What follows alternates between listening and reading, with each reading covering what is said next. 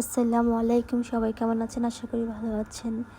এটা হচ্ছে ঈদের আগের দিন, মানে একদিন আগে হঠাৎ করেই ঘুম থেকে উঠছি সকালবেলা। উঠে শুনি আম্মার চাচি, আমাদের ছোটো নানু মারা গেছে।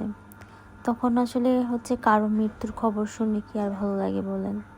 শত হোক নিজের আত্মীয় স্বজন বলে কথা।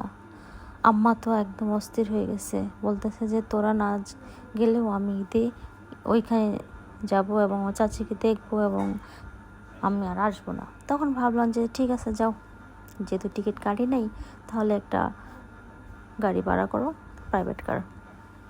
গফরগাঁও যাওয়া আগারগাঁও থেকে 4,000 টাকা ভাড়া দিয়ে আমরা একটা প্রাইভেট কার ভাড়া করলাম। এখানে আম্মা আছে, নূপুর আছে, লিমন আছে, বেবি আছে আর সোয়াদের আব্বু যায় নাই, যাবে মানে রাতের বেলা ডিউটি করে। খুব সুন্দরই ছিল রাস্তা, কোনো জ্যামজ্যাট নাই, কোনো কিছু নাই। কিন্তু গাইজ বিশ্বাস করেন, যেই গাজীপুর পার হইলাম, এত পরিমাণ জ্যাম।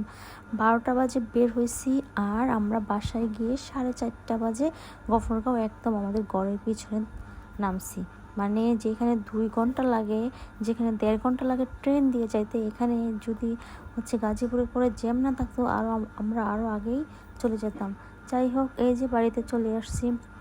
বিকালবেলা আকাশের অবস্থা এত খারাপ, বৃষ্টি আর বৃষ্টি হয়েছে। যাই হোক, গ্রামে আমার অনেক ভালো লাগে, কিন্তু পার্মানেন্টভাবে থাকতে আমার একদম ভালো লাগে না। আসলে গ্রামে শুধু ঘুরতেই ভালো লাগে, থাকতে ভালো লাগে না। ঠিক আছে, সবাই ভালো থাকবেন। ঈদ কেমন কাটাইছেন, ঈদ কেমন করছেন, কোথায় করছেন? আসলে ঈদে বাড়িতে যাওয়ার পরে আমার নেট ছিল না, আমি এমবিও করি নাই এবং নেট কানেক্টও করি নাই। মানে বুঝতেই পারতেছেন একটু যেহেতু গেছি। যাই হোক, সবাই ভালো থাকবেন। আল্লাহ হাফেজ।